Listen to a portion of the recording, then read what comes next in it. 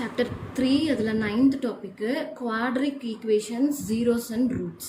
இதில் வந்து ஒரு quadratic equationsக்கு ஒரு பேசிக் ஃபார்மேஷன் கொடுத்துருப்பாங்க. X square minus sum of roots into x plus product of roots is equal to 0. இது படித்து வச்சுக்கோங்க. அதுக்கப்புறமா எக்ஸாம்பிள் 3.24 அதில் find zeros of the quadratic expression x square plus 8x plus 12. இதுக்கு வந்து zeros of the quadratic expression கண்டுபிடிக்கணும். First இதுக்கு வந்து ஃபேக்டர் கண்டுபிடிக்கணும். ஃபேக்டர் கண்டுபிடிச்சோம்னா 12க்கு வந்து 6 2s are 12 ஆட் பண்ணால் நமக்கு இந்த 8 கிடைக்கும். இல்லை ப்ளஸ்ஸாக இருக்கிறதுனால 6 2s are 12 ப்ளஸில் போட்டால் கிடைக்கும். ஸோ எக்ஸ் ஸ்கொயர் ப்ளஸ் 8xக்கு பதிலாக 6x ப்ளஸ் 2x ப்ளஸ் 12.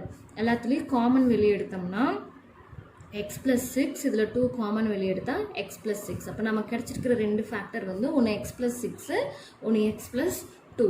இப்போ zeros of the quadratic equation கண்டுபிடிக்கணும் அப்படின்னா இப்போ என்ன செய்யணும்னா x plus 6 is equal to 0, x is equal to minus 6, x plus 2 equal to 0, x is equal to minus 2. இப்போ x க்கு பதிலாக minus 6 minus 2 substitute பண்ணி நம்ம ஜீரோஸ் வருதான்னு கண்டுபிடிக்கணும். அப்போ p of minus 2 எடுத்தோம்னா இந்த பாலினாமியலை சப்ஸ்டியூட் பண்ணலாம்.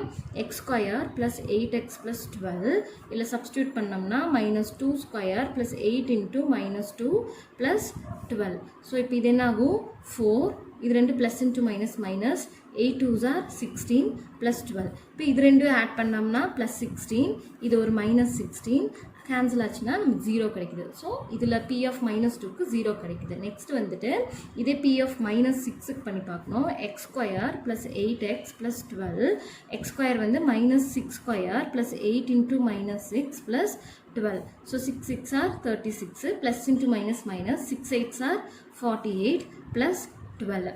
ஸோ இது ரெண்டு 36 12 ஆட் பண்ணோம்னா ப்ளஸ் 48, ஒரு மைனஸ் 48 இருக்குது, கேன்சல் பண்ணால் 0 கிடைக்கும். அப்போது therefore minus 2 and minus 6 are zeros of polynomial x square plus 8x plus 12. Example 3.25 இந்த எக்ஸாம்பிளில் பார்த்தோம்னா right down the quadratic equation in general form அப்படின்னு சொல்லிட்டு ஒரு 3 சம் கொடுத்துருப்பாங்க. அதில் ஃபர்ஸ்ட் வந்து 9,14 அதாவது சம் ப்ராடக்ட் கொடுத்துருக்காங்க. ஸோ சம் வந்துட்டு 9, ப்ராடக்ட் வந்துட்டு 14 கொடுத்துருக்காங்க. நான் இந்த வீடியோ ஸ்டார்டிங்கில் சொன்னேன், ஒரு ஜென்ரல் ஃபார்மேட் சொன்னேன். X square minus sum of roots into x plus product of roots equal to 0. இதுதான் வந்துட்டு ஜென்ரல் ஃபார்மேட். ஸோ இதில் வந்து எக்ஸ் ஸ்கொயர் மைனஸ் சம் வந்து சம் ஆஃப் ரூட்ஸுக்கு பதிலாக அவங்க கொடுத்து சம் எழுதிக்கோங்க 9 இன்டூ இந்த x plus product of roots அவங்க என்ன கொடுத்துருக்காங்க 14. So x square minus 9x plus 14 equal to 0. இதுதான் இந்த சம்மோட ஜென்ரல் ஃபார்மேட்டு. அதுலேயே ரெண்டாவது சம் மைனஸ் 7/2 5/2 கொடுத்துருக்காங்க. சம் வந்து மைனஸ் 7/2, ப்ராடக்ட் வந்துட்டு 5/2 கொடுத்துருக்காங்க. ஸோ இப்போ இது போட்டோம்னா x square minus sum of the product வந்து மைனஸ் 7/2, சம் வந்து minus 7/2 x, product of the equation வந்து 5/2 நமக்கு கொடுத்துருக்காங்க. ஸோ இதில் பார்த்தோம்னா லைக் இது வந்து மைனஸ் இன்ட்டு மைனஸ் ப்ளஸ் ஆகிடும். இது ரெண்டுலேயே 2 இருக்குது, இங்கே 2 இல்லை. அப்படிங்க நம்ம வந்து எல்சிஎம் எடுக்கணும். ஸோ எல்சிஎம் எடுத்தோம்னா ஒரு காமன் 2, இதில் வந்து எக்ஸ் ஸ்கொயருக்கு 2 இல்லை, அப்போ அந்த 2 மல்டிப்ளை பண்ணால் 2x ஸ்கொயர், இது மைனஸ் இன்ட்டு மைனஸ் ப்ளஸ், இது 2 இருக்கனால 7x அப்படியே போட்டுக்குவோம், 2 இருக்கனால 5ஐயும் நம்ம அப்படியே போட்டுக்குவோம் ஈக்குவல் டு 0. இப்போ இது கீழே இருக்கிற டினாமினேட்டர் 2 இந்த 0 கூட மல்டிப்ளை பண்ணால் 0 ஆயிரும். அப்போ ஆன்சர் வந்து ஈக்குவேஷன் வந்து 2x square plus 7x plus 5 is equal to 0. இதுதான் வந்து அந்த general format quadratic equation. Next third sum, அதில் சம் வந்து மைனஸ் 3/5, ப்ராடக்ட் வந்து மைனஸ் 1/2.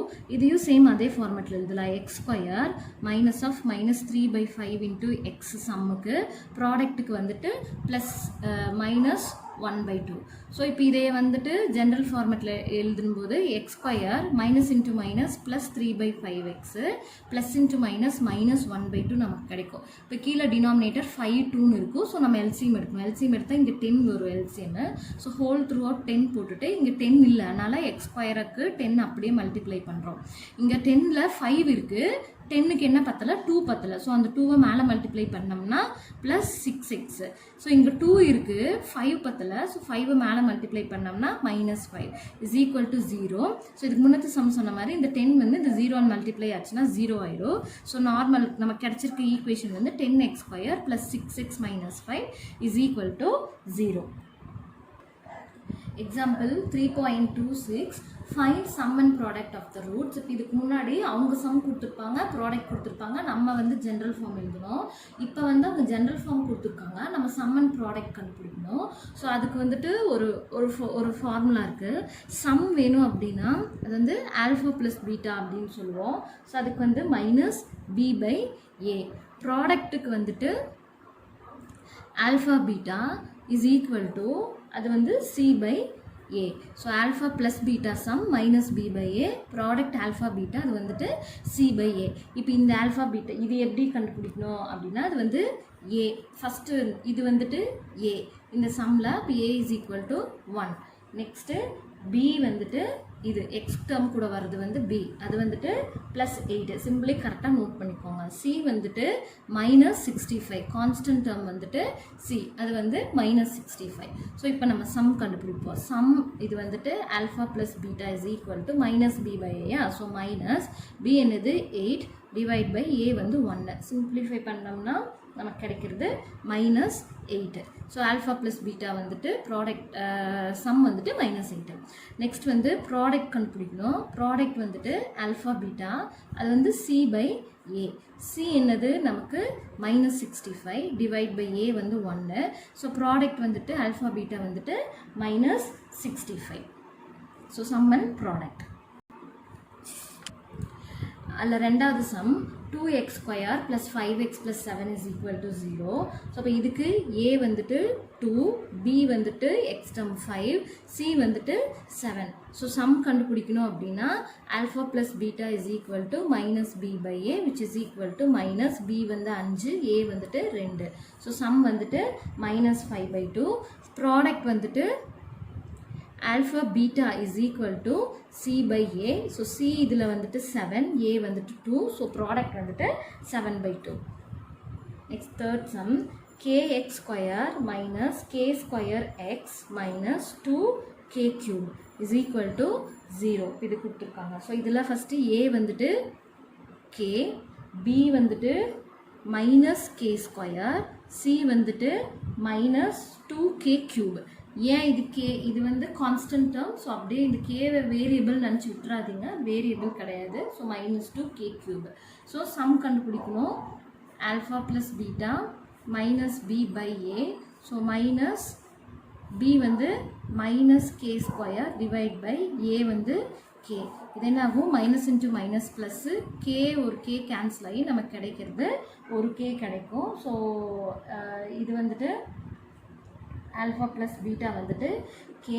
மோஸ்ட்லி இது சிம்பிளிஃபை பண்ண வேண்டாம், இப்படியே எழுதுங்க. -k²/k. இது பண்ணக்கூடாது, ஆக்சுவலி சாரி, இது பண்ணக்கூடாது. ஸோ அப்படியே எழுதுங்க. -k²/k இருக்கும், இப்படியே எழுதுங்க. நெக்ஸ்ட் ப்ராடக்ட் வந்துட்டு ஆல்ஃபா பீட்டா. ஸோ அது வந்து c/a. ஸோ c/a எழுதும்போது -2k³ / a வந்துட்டு k. ஸோ இது -2k³ k. இது வந்துட்டு ப்ராடக்ட். மோஸ்ட்லி சிம்பிளிஃபை பண்ணலாம், தப்பு கிடையாது. இல்லை இதுலேருந்து நெக்ஸ்ட் ப்ரொசீட் ஆகிற மாதிரி இருந்ததுன்னா சிம்பிளிஃபை பண்ணிக்கலாம். இல்லை சிம்பிளிஃபை பண்ணாலும் இந்த சம்மில் தப்பு இல்லை.